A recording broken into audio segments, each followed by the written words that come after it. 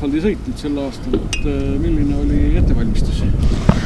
Et ega ettevalmistuseks tegimegi ainult käisime ühe korra Kehalas trennis ja proovisime lihtsalt pidurdusmaad veel ära ja ega ei olnudki rohkem, et tuligi otsa peale.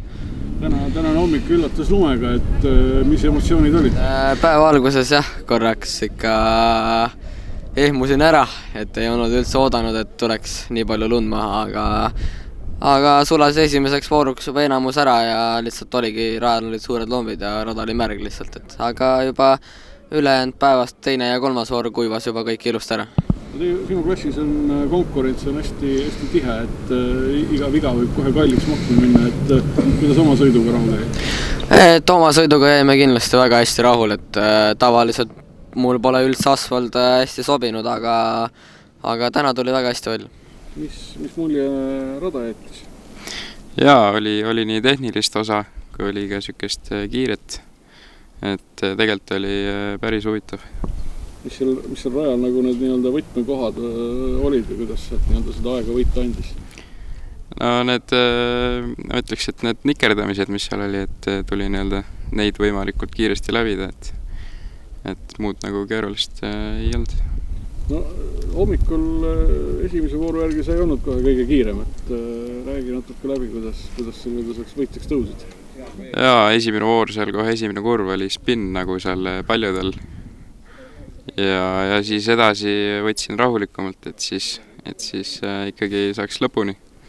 Aga ja, siis sai vaikselt kiirust kasvatada ja viimane voor oli täitsa kuiv ja siis sai nii-öelda nautida. Selle hooaja algus on jube keeruliselt läinud, et töökohustused ja asjad on peal, et üsna vähe aega autoga tegeleda garaažis ja SU on ju selline pill ka, et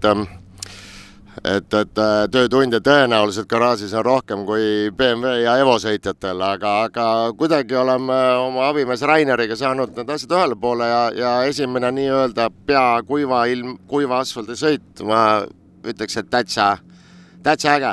Rabe, aga kindlasti see sama probleem oli kõigil siin, et ega ei midagi erilist.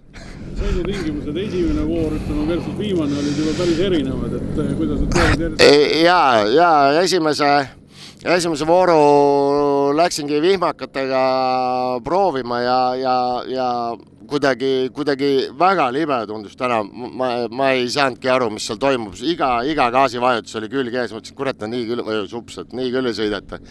Aga ma ei tea, ilm kuidagi mängis natuke paremad kaardid kätte ja nii kui Avoni alla sai, siis ma ütleks ausalt öeldes, et täitsa juba rooli taga oli ägena. Rabe, aga äge, et Viimane voor kõrvalt vaadates tundus, et ega nagu nii-öelda rajale ei jäänud küll midagi. Jaa, ega siin nüüd see hooaeg on mitu uut autot on siin pundis SU klassis. Vanemad kalasi siin on võtnud vaheaastaid ja uusi on peale tulnud, et ega ausalt öeldes tagurpidi finišeerida saa, et siin ta tuleb punnida, et elavad seljas siin kõik ja muidugi tore on see, et noored tulevad. Et ega tõenäoliselt noor täna viitsiks tõenäoliselt BMW-ga rohkem sõita kui siin vana nõuka tehnikaga, aga ma ei tea, mulle meeldib. Ma täna nägin juba 2 venda siin, noored kutid SU-s.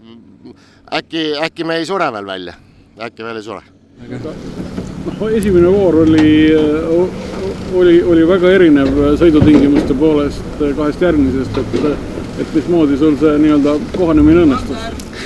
No selles suhtes jah, et raja esimene kurv tegelikult oli kõigile suureks üllatuseks, et pealt näha tundus nagu hea pidamisega kiire kurv, aga nii päris paljud tegid seal ikka spinni ja ise võtsid ka kauni külglibisemisega selle läbi.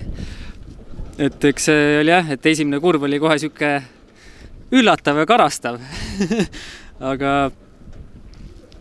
ega seal muud ei olnudki sees, et seal, kus silmaga nägid, et on mingid sodi peal või märjem, siis natukene ettevaatlikumalt, aga selles suhtes mulle endale need, mida ekstreemsemad olud, seda paremini taas, et sobib. Aga täna oli natuke raske ennast käima saada kohe, et viimaseks vooruks said nagu lõpuks käima ka ennast.